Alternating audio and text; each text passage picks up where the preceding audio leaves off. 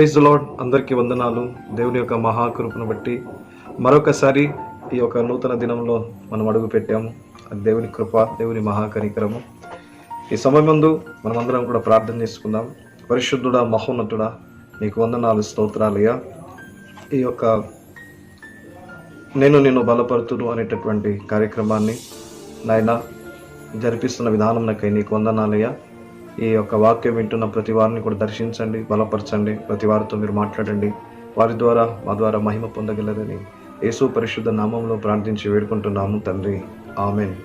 ప్రతి ఒక్కరికి ఒక ఆశ ఉంటుంది.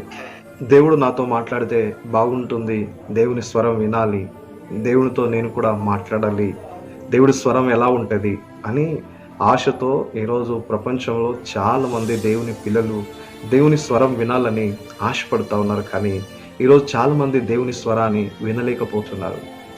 వినకపోవడానికి కారణం ఏంటిది అని ఎవరు కూడా ఆలోచన చేయట్లేదు. చాలామంది నిరాశ, నిస్పృహలోకి వెళ్ళిపోతూ ఉన్నారు. దేవుడు నాతో మాట్లాడట్లేదు, నేను దేవుని స్వరాన్ని వినాలనుకుంటున్నాను, నేను ఎంతో ప్రార్థన చేస్తున్నాను, నేను ఎంతో ఉపవాసం ఉంటున్నాను, నేను ఎంతో పరిశుద్ధంగా జీవిస్తున్నాను, కానీ దేవుడు నాతో మాట్లాడట్లేదని చెప్పి చాలామంది కొన్నిసార్లు నిరాశ పడుతూ ఉంటారు. కొంతమంది ఇంకా ఆ సబ్జెక్టే మర్చిపోతారు. ఇక దేవుడు నాతో మాట్లాడాలి అనేటటువంటి ఆ యొక్క ఆలోచననే విడిచిపెడుతూ ఉంటారు. దయచేసి గమనించండి, దేవుడు మనతో మాట్లాడని దినం అంటూ ఎప్పుడు ఉండదండి. ప్రతిరోజు దేవుడు మనతో మాట్లాడతాడు, వాక్యంతో మాట్లాడతాడు, మనుషులలో నుంచి మాట్లాడతాడు. ఆయన మనకు సహాయం చేయాలనుకున్నారనుకోండి, ఎవరి ద్వారానైనా వారిలో నుంచి దేవుడు మనకు సహాయం అందిస్తూ ఉంటాడు. కొన్నిసార్లు మనకు అనారోగ్యము, కొన్నిసార్లు యాక్సిడెంట్లు, కొన్నిసార్లు ఆయా భయంకరమైనటువంటి పరిస్థితులు మన జీవితంలో ఏర్పడ్డప్పుడు దేవుడు చాలాసార్లు డాక్టర్లలో నుంచి, లేకపోతే రోడ్డు పైన ఎక్కడన్నా మనకు ప్రమాదం జరిగినప్పుడు అక్కడ ఉన్నటువంటి మనుషుల ద్వారా ఏదో విధంగా దేవుడు మనతో మాట్లాడుతూ ఉంటాడు, మనం దర్శిస్తూ ఉంటాడు.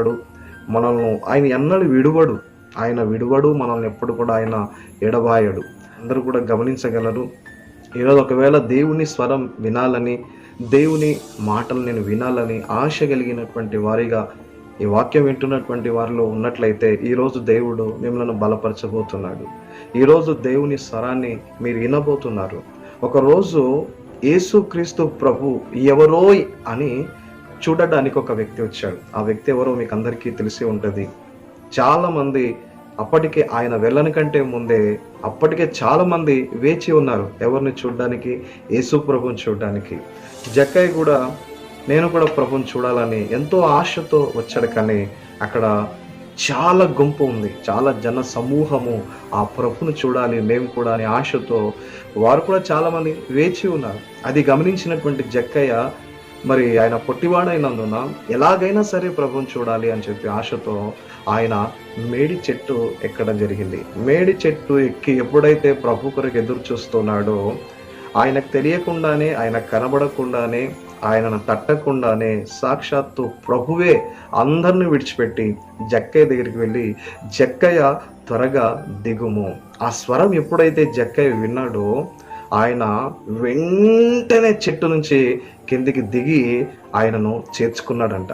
దేవునికి స్తోత్రం. దేవుని బిడ్డలారా, అసలు జక్కయ్య ఎక్స్పెక్ట్ చేశాడా ప్రభు తనతో మాట్లాడతాడని? జక్కయ్య అనుకున్నాడా?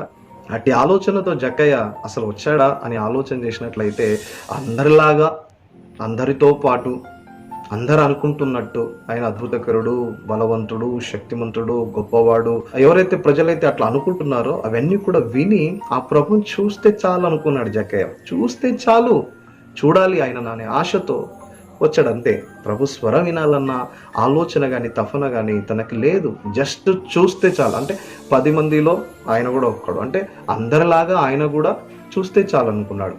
కానీ సాక్షాత్ యేసు ప్రభువే తన ఎద్దకు వచ్చే చెట్టు దగ్గర నిలబడి, జక్కయ్య త్వరగా దిగుము, నేడు నేను నీ ఇంట ఉండవలసి ఉన్నది అని అన్నాడు. ఆ మాట ఎప్పుడైతే విన్నాడో జక్కయ్య వెంటనే చెట్టు దిగి ప్రభువును ఆయనను చేర్చుకున్నట్టు మనకు కనబడుతూ ఉంటుంది. అయితే ఈరోజు నీవు ఆయన స్వరం వినాలనుకుంటున్నావు, కానీ దేవుడు నీతో మాట్లాడట్లేదు. ఆయన స్వరం వినాలని ఆశతో రానటువంటి జక్కయ్యతో దేవుడు మాట్లాడడం జరిగింది. అసలు జక్కయ్య ఊహించలే. జక్కయ్యకి అసలు ఆలోచన లేదు, నేను స్వరం వినాలి, దేవుని మాటలు వినాలి, ఆయన నాతో మాట్లాడాలి అని ఎప్పుడు జక్కయ్య ప్రార్థన చేయలేదు, ఎప్పుడు జక్కయ్య ఆ విధంగా ఆలోచన చేయలేదు. కానీ అలాంటి ఆలోచన లేనటువంటి జక్కయ్యతో దేవుడు మాట్లాడడం మొదలుపెట్టాడు. ఈరోజు మనకు ఒక ఆలోచన ఉంది. మనం ఉపవాస ప్రార్థనలు చేస్తున్నాం, పరిశుద్ధంగా జీవిస్తున్నాం, విశ్వసిస్తున్నాం, ప్రార్థనలు చేస్తున్నాము. దేనికోసం? ఆయన స్వరం వినడానికి. కానీ ఆయన స్వరం మనం వినలేకపోతున్నాం. కొంతమంది వినలేకపోతున్నారు ఆయన స్వరాన్ని. దానికి కారణం ఏంటిది అని ఒకవేళ ఆలోచన చేసినట్లయితే, జక్కయ్యతో చాలా ఈజీగా మాట్లాడాడు ప్రభు. జక్కయ్యతో ఈజీగా మాట్లాడడానికి కారణం ఏంటిది? జక్కయ్య తన జీవితంలో మొట్టమొదట చేసినటువంటి పని ఏంటి తెలుసా? ఆయన ప్రభు ఎవరో అని చూడాలని ఆశ కలిగాడు. దేవునికి స్తోత్రం. ప్రభు ఎవరో అని చెప్పి తను తెలుసుకోవడానికి, చూడ్డానికి ఆశపడి అత్యాసక్తితో, మళ్ళీ కింద ఏం రాయబడింది తెలుసా? ఆయన పరిగెత్తుకొని వచ్చాడంట. దేవునికి స్తోత్రం. ప్రభు కోసము ఆయన ముందుగా పరిగెత్తుకొని వచ్చాడంట. ముందుగా పరిగెత్తుకొని వచ్చాడు. అంటే ఆయన లోపల ఎవరో చూడాలని ఆశ ఉంది.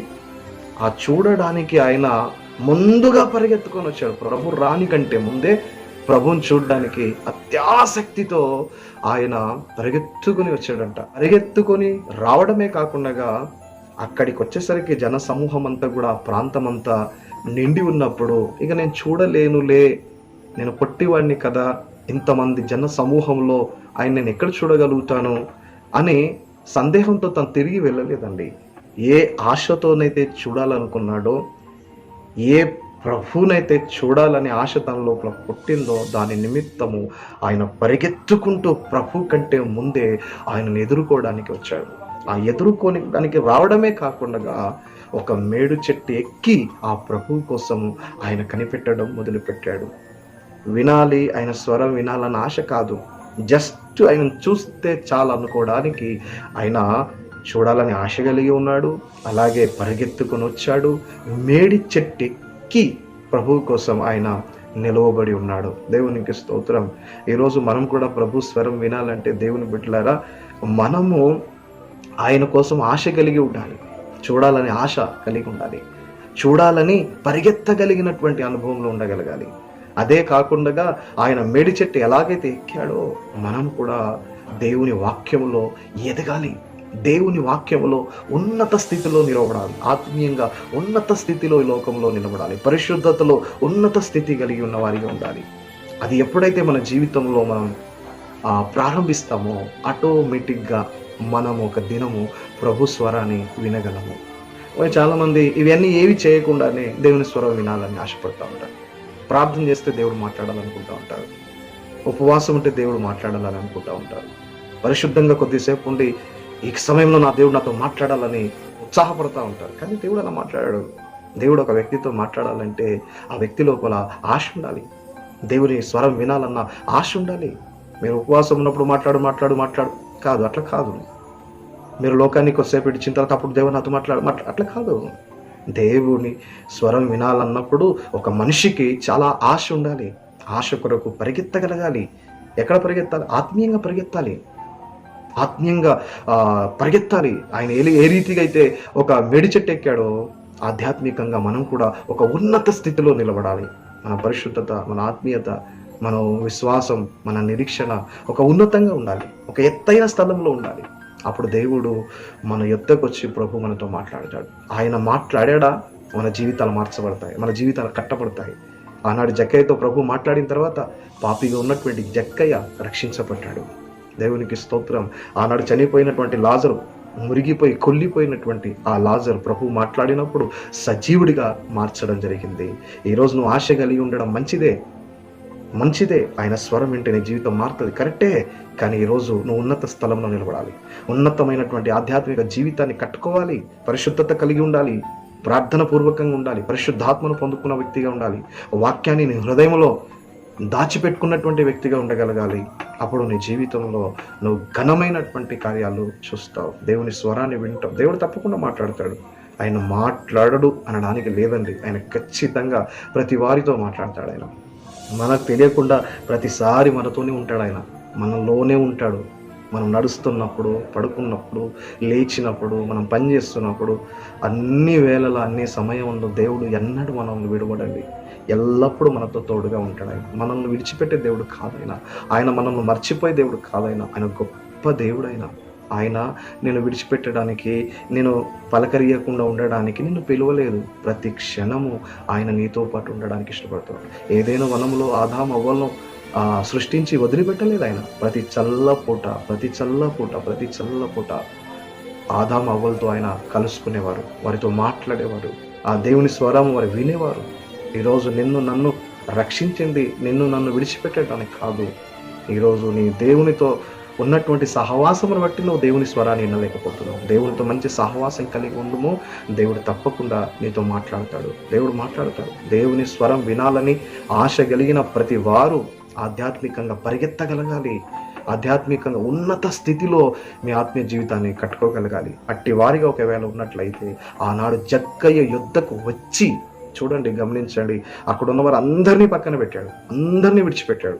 జక్కయ్య దగ్గరికి వెళ్ళి ప్రభువు జక్కయ్యను పలకరించాడు. ఈరోజు నిన్ను కూడా దేవుడు పలకరిస్తాడు. దేవుడు నీతో మాట్లాడగలుగుతాడు. నీలో కూడా యేసు ప్రభువుని చూడాలని ఆశ ఉండాలి. యేసు ప్రభు కోసం, వాక్యం కోసం పరిగెత్తగలగాలి. ఆధ్యాత్మిక జీవితాన్ని ఉన్నత స్థితిలో నువ్వు కట్టుకోగలగాలి. వాక్యములు ఎదగాలి, విశ్వాసములు ఎదగాలి, ప్రార్థనలు ఎదగాలి. ఆధ్యాత్మికంగా ఎదిగినప్పుడు నీ జీవితం ఉన్నత స్థితిలో ఉంటుంది. అప్పుడు ప్రభు నీతో మాట్లాడతాడు. ప్రతి చోట, ప్రతి క్షణమందు నీతో పాటు ఉన్నాడు. ప్రభు నీతో మాట్లాడతాడు, ఖచ్చితంగా మాట్లాడతాడు. నిన్ను దర్శిస్తాడు, నీ జీవితాన్ని కడతాడు, నీ జీవితంలో గొప్ప మార్పును తీసుకొస్తాడు. తప్పకుండా దేవుని స్వరాన్ని నువ్వు వింటావు. విశ్వాసంతో ఉండు, ఆశతో ఉండు, ఆధ్యాత్మికంగా పరిగెత్తు, ప్రార్థనలో, విశ్వాసంలో పరిగెత్తే అనుభవంలో ఉండు. ఉన్నత స్థితిలో నీ ఆత్మీయ జీవితాన్ని కట్టుకో. దేవుడు ఒకరోజు నేను దర్శిస్తాడు, తప్పకుండా మాట్లాడి నేను బలపరుస్తాడు. జక్కయ్య జీవితాన్ని మార్చినట్టు నేను మారుస్తాడు. మృతుడైనటువంటి లాజరును పిలిచి ఏ రీతిగా సజీవుడిగా మార్చాడు, ఏ విషయాల్లో ఆత్మీయంగాను మృతమైన స్థితిలో ఉన్నావో నిన్ను ఈ దినము సజీవుడిగా దేవుడు మార్చగలడు. మన స్థితిగతులు అన్నిటి కూడా దేవుడు మార్చేసి మనల్ని ఆధ్యాత్మికంగా ఆయన బలపరుస్తాడు, దీవిస్తాడు, ఆశీర్వదిస్తాడు, జీవాన్ని పోస్తాడు మనకు. దేవునికి స్తోత్రం. ఏ మాటలు దేవుడు మనందరి వెనుకట్లో దీవించి ఆశీర్వదించను కాక. ఆమేన్. ప్రార్థన చేసుకున్నాం. పరిశుద్ధుడా, మహోన్నతుడా, ఈరోజు ఎవరెవరైతే నాయన నీ స్వరం వినాలని ఆశ కలుగుతున్నారు వారందరితో నేను మాట్లాడండి. ఆనాడు జక్కయ్య నీ స్వరం వినాలని ఆశతో ఏమి రాలేదయ్యా, నేను చూస్తే చాలా అనుకున్నాడు. దాని నిమిత్తం పరిగెత్తుకుంటూ వచ్చాను, మెడిచెటెక్కాడు. అది గమనించినటువంటి మీరు, అతనిలో ఉన్న ఆశను గమనించిన మీరు తండ్రి అతనితో మీరు మాట్లాడారు. ఈరోజు నాయన మా లోపల ఒక ఆశ ఉంది నీ స్వరం వినాలని, కానీ దాని కొరకు మేము ఆశ కలిగి లేము, పరిగెత్తేవారుగా లేము నాయన. ఉన్నత స్థితిని, మా ఆధ్యాత్మిక జీవితాన్ని ఉన్నత స్థితిలో మేము కట్టుకోలేని వారిగా ఉన్నాం. తద్వారా నాయన నీ స్వరం మేము వినలేకపోతున్నాం. దయచేసి నాయన మా ఆధ్యాత్మిక జీవితాన్ని బలంగా కట్టుకొని నాయన నీ స్వరం వినుటకు మనం సిద్ధపరచమని, సహాయం చేయమని, ఈ వాక్యం వింటున్న ప్రతి వారిని కూడా దీవించి ఆశీర్వదించమని, నేను బలపడుతున్న ఈ కార్యక్రమాన్ని అనేకుల యుద్ధకు మీరు తీసుకెళ్ళమని, అనేకులను బలపరచమని, బలహీనతతో, నిరాశ, నిస్పృహలతో ఉన్నటువంటి వాళ్ళందరి యుద్ధకు ఈ వాక్యం తీసుకెళ్లి వారిని బలపరిచి ఆత్మీయంగా నిలబెట్టమని, సహాయం చేయమని ఈ చిన్న ప్రార్థన యేసుక్రీస్తు పరిశుద్ధ నామంలో ప్రార్థించి వేడుకుంటున్నాము తండ్రి. ఆమేన్.